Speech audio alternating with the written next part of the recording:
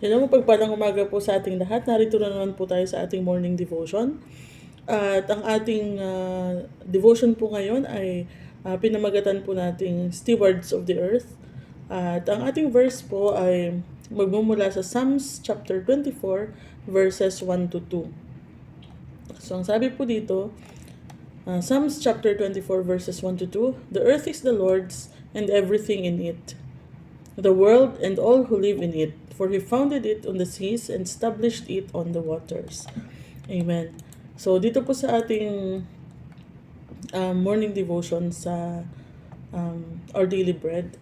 So, meron na pong isang Christian na ano din siya, environmentalist, ano po. And growing up, hindi niya naisip na may connection yung pagiging Christian niya at pagiging environmentalist niya. Ano po, so parang it's a separate separate topic, hindi sila pwedeng ipagsama, parang ganun. Nagbago yung pananaw niya when someone challenged her to consider the roles of Christians in caring for the planet. Ano po? Especially how it relates to reaching the most needy in the world. So, doon pa lang niya napagtanto na part pala ng pagiging Kristiyano natin yung pag-care po sa planet Earth. Ano po? So sabi po dito, our stewardship of the beautiful world God gave us and our care for the people in it express our reverence for God and is grounded in two biblical principles. So ayun po yung ating pangangasiwa po or pag-iingat dito sa napakagandang mundo na ibinigay ng Diyos sa atin.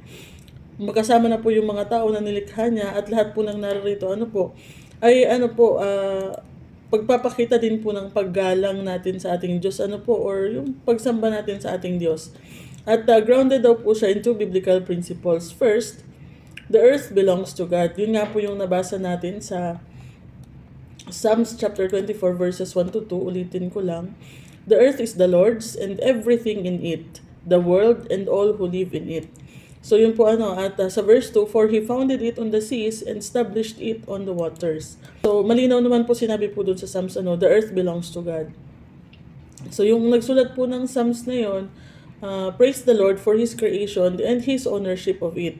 The heavens, the earth, and all that are in it are His. He created it and He is sovereign over it. Mababasa naman po natin yan sa Psalms chapter 93 verses 1 to 2. Ang sabi po doon, "The Lord reigns, He is robed in majesty. The Lord is robed in majesty and armed with strength. Indeed, the world is established, firm and secure. Your throne was established long ago. You are from all eternity." So, yun naman po, nakikita yung sovereignty ng ating Diyos dito sa mundo. He cares for it. Makikita naman po natin yan sa Matthew 6:26-30. "Look at the birds in the air. They do not sow or reap or store away in barns. Yet your heavenly Father feeds them. Are you not much more valuable than they?" So yung mga ibon po sa sa himpapawid, hindi naman sila nagtatanim, hindi sila umaani, hindi sila nagtatago sa mga imbaka nila, pero pinapakain sila ng Diyos. So andun yung pagmamahal ng Diyos sa kanila po. Sa 27, "Can any one of you by worrying add a single hour to your life?" 28, "And why do you worry about clothes? See how the flowers of the fields grow. They do not labor or spin. Yet I tell you that not even Solomon in all his splendor was dressed like one of these. If that is how God clothes the grass of the field, which is here today and tomorrow is thrown into the fire, will He not much more clothe you, you of little faith?" So, though yung pinapakita po dito is yung pagmamahal ng Diyos sa sa mga tao po. Pero makikita po natin na ang ginawa niya pong halimbawa is yung mga ibon na pinapakain nga daw po ng Panginoon, yung mga grass, yung mga damo na dinadamta ng Panginoon at napakaganda ng kanilang mga bulaklak. So kung yun nga daw po ay inalagaan at minamahal ng Panginoon, tayo pa kayang mga tao. So ibig sabihin, lahat po tayo ay mahal at inaalagaan ng Panginoon. So, sabi nga doon, mismong si King Solomon nga na napakayaman, ay hindi siya nagkaroon ng damit na kasing ganda ng mga bulaklak sa parang So, ang lahat po ng nilikha ng Diyos ay mahalaga sa Kanya. So, yun po yung ating first point. The earth belongs to God. He created it, He is sovereign over it, and He cares for it. So yun po yung ating first point. And second, God delegated the responsibility for well-being of earth to us. So mababasa po natin yan sa Genesis chapter 1 verses 26 to 28. Then God said, let us make mankind in our image, in our likeness, so that they may rule over the fish in the sea, the birds in the sky, over the livestock and all the wild animals, and over all the creatures that move along the ground. So God created mankind in His own image. In the image of God, He created them. Male and female, He created them. God blessed them and said to them, so ito yung habilin niya po sa mga tao, ano po, be fruitful and increase in number. Fill the earth and subdue it. Rule over the fish in the sea and the birds in the sky and over every living creature that moves on the ground. Then God said, I give you every seed-bearing plant on the face of the whole earth and every tree that has fruit with seed in it. They will be yours for food. And to all the beasts of the earth and all the birds in the sky and the creatures that move along the ground, everything that has breath of life in it, I give every green plant for food. And it was so. Verse 31, God saw all that He had made, and it was very good. And there was evening, and there was morning, the sixth day. So dito po yung ginawa yung tao, ano po, hinabilin po ng Diyos sa atin na tayo ay magparami, mapuno natin ang daigdig, at pangalagaan natin or pangasiwaan natin yung mga isda sa dagat, yung mga ibon sa himpapawid, at lahat po ng mga hayop na narito sa lupa, ano po. So, makikita po natin itong mga plants po, ibinigay po ng Diyos para pagkain po ng tao at ng mga hayop. Andun po yung habili ng Diyos na tayo po ay mga laga, ano po. So, ginawa niya tayong steward nitong, ng planet Earth, ano po. Ginawa niya tayong steward ng mundo na kanyang ginawa. At sabi po doon sa verse 31, God saw all that He had made and it was very good. So, lahat po ng ginawa ng Diyos ay mabuti. Tao, hayop, halaman, lahat po yan ay mabuti. At lahat po yan, dinelegate nila sa atin para pangalagaan, ano po. This includes appreciation of and care for both nature and people. So, mababasa naman po natin ang care for nature sa Leviticus 25, verses 2 to 5 and 11.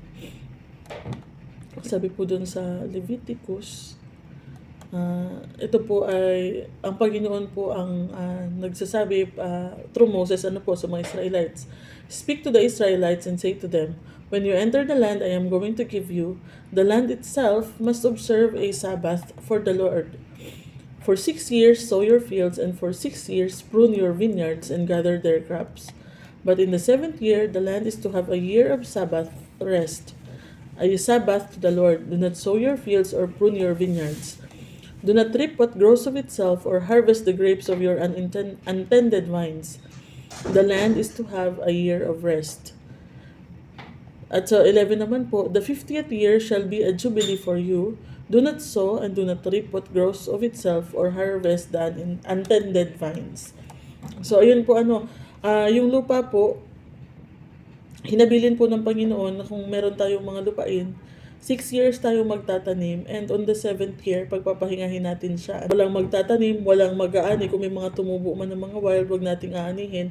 At ngayon po ay napapatunayan po ito ng mga, ng mga scientists natin, mga agriculturist, na ang lupa po talaga, hindi pwedeng tuloy-tuloy tayong, tanim ng tanim, lalo pa kung the same crop, kasi nauubos po yung nutrients niya. Kailangan po niya ng time for rest to recuperate at makuha niya ulit or ma-recover niya yung mga nutrients, maibalik, po.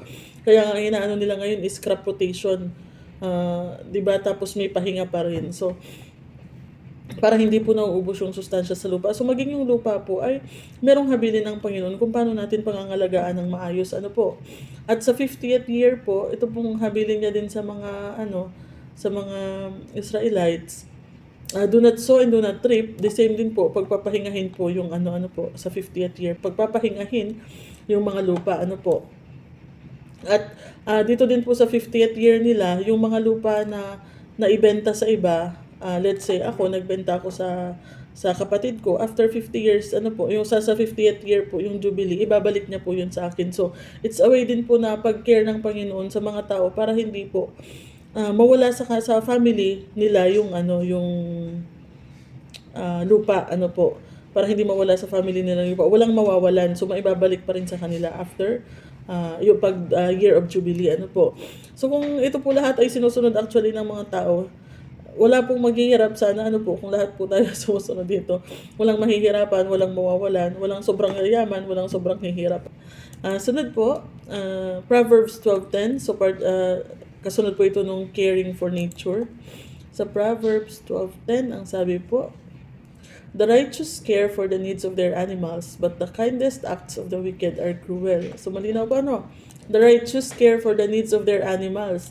So ang taong matuwid daw po ay pinangangalagaan yung kanyang mga hayop. Ano po, yung mga alaga niyang hayop, tinatrato ng maayos, inaalagaan, ano po.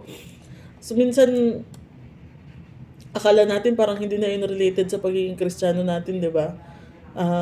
Parang ang bait-bait natin sa tao, ang faithful natin sa pag-church, pero pag may nakita tayong pusa sa gilid-gilid, sisipain natin, yung aso pinapalo natin, yung ano, yung mga hayop na let's say kalabaw, pinagtatrabaho natin ng walang pahinga. So part po ng pagiging Kristiyano natin yung magkaroon po ng compassion maging sa mga hayop po, ano. So lahat po ng living creatures at lahat ng narito sa mundo. So at sa people naman po, caring for people sa Romans 15:2, ang sabi po doon, each of us should please our neighbors for their good, to build them up. So sa Tagalog, sikapin nating lahat na itaguyod ang kapakanan ng ating kapwa para sa ikalalakas ng kanyang pananampalataya. So alagaan din po natin, i-consider din po natin yung kapakanan ng ating kapwa. Ano po, wag lang po yung ating sarili. So part po yun ng pangangalaga natin sa ibinigay ng Diyos sa atin. So yung mga kasama natin, kapwa-tao natin, yung mga hayop at halaman at itong buong mundo. This earth is our Father's world. Let's show Him how much we love Him by respecting it and caring for the people who populate it. So ayun po, ano, yun nga po, kadalasan kahit ako din, ngayon ko lang din po napag-isip-isip, yung akala ko parang yung pag-care sa environment is a separate topic sa Christianity, ano po. And when I saw this devotion, doon ko napagtanto na ano pala sila, dapat magkasama sila side by side, ano po, kasi bilang mga anak ng Diyos at bilang steward ng mundo or tagapangalaga ng mundo, dapat pangalagaan natin lahat ng nilikha ng Diyos, ano po, huwag nating sisirain. May mga times kasi na parang iniisip natin na okay lang na masira na yan kasi darating naman na ang Panginoon, mawawala na ako dito. Yes, it could be true. Pwedeng dumating ang Panginoon at this moment, bukas, the next day, or next week, pwede rin dumating siya after 100 years, 200 years. Kasi wala nga pong nakakaalam, ano po, yung mga mananampalataya nung time niya, hanggang sa time ng mga disciples, nag-aantay po sila sa muling pagbabalik ng Panginoon. And 2,000 years later, andito tayo, nag-aantay pa rin tayo, ano po. So it could be a day, it could be 1,000 years, ano po. So hindi natin alam kung kailan exactly babalik ang Panginoon. Paano kung after 1,000 years pa? Paano yung ikabubuhay ng ating mga anak, ng ating mga apo, ng ating mga apo sa tuhod? Di ba po? So dapat po pangalagaan natin ang mundo. At alam naman po natin ngayon, very hot topic ngayon yung climate change. Ano po? By year 2030, I think, I'm not sure, pero I think 2030.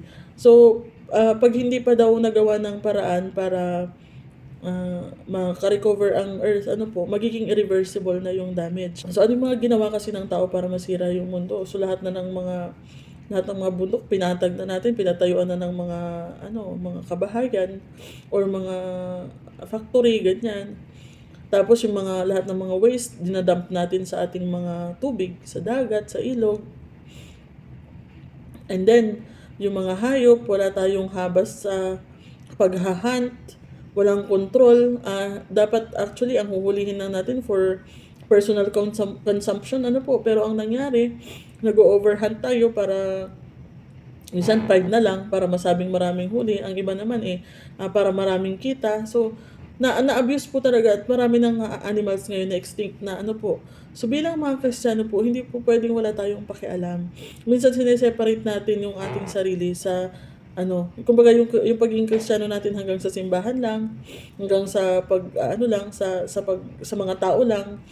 Pero nawawala sa isip natin na lahat nga pala ng narito sa mundo, nilikha ng Panginoon. So lahat din po yan dapat nating pangalagaan, hayop at halaman at ang buong mundo ano po.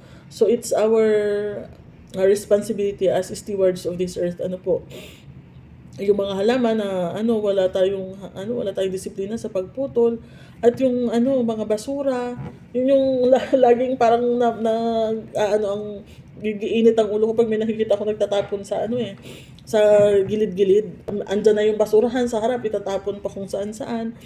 So dapat maging responsible po tayo. Reduce, reuse, and recycle. So makakatulong po yan sa ating environment. And as much as possible, magtanim po tayo ng mga or mag-support tayo sa pagtatanim ng mga puno para maka-recover po kahit paano kasi ngayon as in konting-konti na lang talaga yung mga puno natin na nagpo-produce ng oxygen mas lamang na yung mga toxic gas, carbon dioxide at wag na tayong magtaka kung balang araw baka pati oxygen ibibilihin na po natin So habang hindi pa irreversible yung damage, let us do our part. Although alam naman natin na papunta doon ang mundo, pasira talaga ng pasira at pahirap ng pahirap. Pero at least on our part, ginawa natin kasi it's our responsibility as stewards of the earth. At nakita po natin doon sa mga verse na binasa natin, inihabili ng Diyos sa atin. So talagang responsibility po natin na pangalagaan. Huwag po natin i-separate yung pagiging Christian natin sa pagiging environmentalist. Magkaroon po tayo ng malasakit sa kalikasan, iwasan natin na mag-pollute ng mga bodies of water, ganyan. So napakaganda rin po na makikita po sa mga Kristiyano yung compassion po hindi lamang sa tao kundi sa hayop, maging sa mga hayop at sa mga halaman magkaroon tayo ng compassion sa lahat ng living things Bawasan po natin yung mga pagtatapon ng mga plastic, yung mga hindi nabubulok. Kaya tama po yan yung ginagawa natin na pagsisave ng mga Tupperware na pang Sharon, maganda po yan. Kasi at least nare-reuse natin, hindi na itatapon kaagad. So magandang magandang kaugalian po yan ng mga Kristiyano. Yung pagsasaron isave po natin yung mga Tupperware, yung mga bottles, i-reuse natin kung po pwede pa. Lahat ng pwede nating gawa para ma-recycle po yung lalo na yung mga bagay na hindi nabubulok. Maging yung waste segregation, mahalaga po yun para ma-separate po. Yung mga yung mga waste natin na nabubulok, pwede natin gawin ng mga fertilizers, 'di ba? Sa mga halaman. At maganda rin na i-segregate natin sila para nga hindi na isasama yung mga plastic dun sa mga nabubulok kasi sobrang tambak na ng mga basura sa mundo ngayon. So nawa ay matutunan po natin na magkaroon po tayo ng malasakit sa mundo na ibinigay ng Diyos sa atin. Para din naman po sa ating mga descendants in case abutin pa ng ilang years bago bumalik ang Panginoon para hindi rin sila masyadong mahirapan.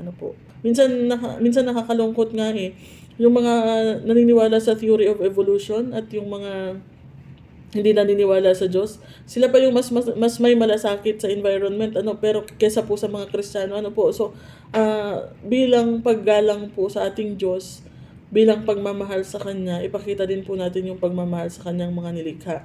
At maging sa mga tao po magkaroon po tayo ng malasakit, magkaroon po tayo ng konsiderasyon sa ating kapwa. Kung kaya nating makatulong, tumulong tayo. Kung meron tayong magagawa para mapagaan ang buhay ng iba, gawin natin, panalangin natin sila. Kung may maiaabot tayo, praise the Lord, gawin po natin yung ating part, para pangalagaan po yung ating kapwa at lahat po ng nilikha ng Diyos. So, nawa po ay nakurot po ang inyong puso. At nawa, starting today, let us do our part, bilang mga anak ng Diyos. Pangalagaan natin yung lahat ng Kanyang nilikha. Amen? So, let us pray. Maraming salamat, Panginoon, for everything that you have given us, Panginoon. Sa lahat ng mga tao, Panginoon, mga hayop, mga halaman na nilikha ninyo at ibinigay ninyo para aming pangalagaan, Panginoon. Maging sa buong mundo, Panginoon, lahat ng nasa dagat, Panginoon, nasa hangin, narito sa lupa, Panginoon. Salamat, O Lord, na ipinagkaloob niyo ito sa amin, Panginoon. And give us the wisdom, the strength, the compassion, Panginoon, that we need to take care of your creation, Panginoon. Help us, Panginoon, na magkaroon ng malasakit sa aming kapwa at sa lahat ng inyong nilikha, Panginoon. At help us to consider din, Panginoon, yung magiging future ng mga susunod na generations, Panginoon. At wag namin sirain, Panginoon, itong kalikasan, ang napakagandang mundo na ibinigay niyo sa amin, Panginoon. And Lord, though they are saying that it will be reversible, Panginoon, by 2030, but we believe, Lord, if you will intervene, Panginoon, through your people, Panginoon, ay nothing is impossible, Panginoon, at ito po ay pwede pa pong ma-reverse, Panginoon, by your power, O Lord. At nawa, Panginoon, ay kayo po ang kumilos sa puso ng bawat isa, Panginoon. Kayo po ang magtanim ng pag-ibig sa aming mga puso para sa lahat, Panginoon. Sa aming kapwa at sa lahat ng inyong nilikha, Panginoon. And nawa, mula sa araw na ito, Panginoon, ay matayuan namin ng maayos ang pagiging steward, Panginoon, ng inyong mga nilikha, Panginoon. Salamat muli, O Lord.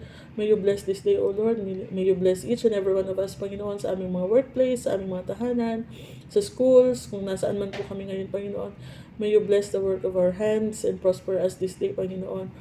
At napapatuloy pong padaluyin ang favor ninyo patungo sa bawat isa, Panginoon. Maraming salamat, O Lord. Muli, binabalik namin sa inyong pinakamataas na papuri at pagsamba in Jesus' name. Amen. Ayun lang po. Medyo napahaba ang ating exhortation today. So, maraming salamat po. Ingat po kayo sa maghapon at God bless you all, mga kapatid.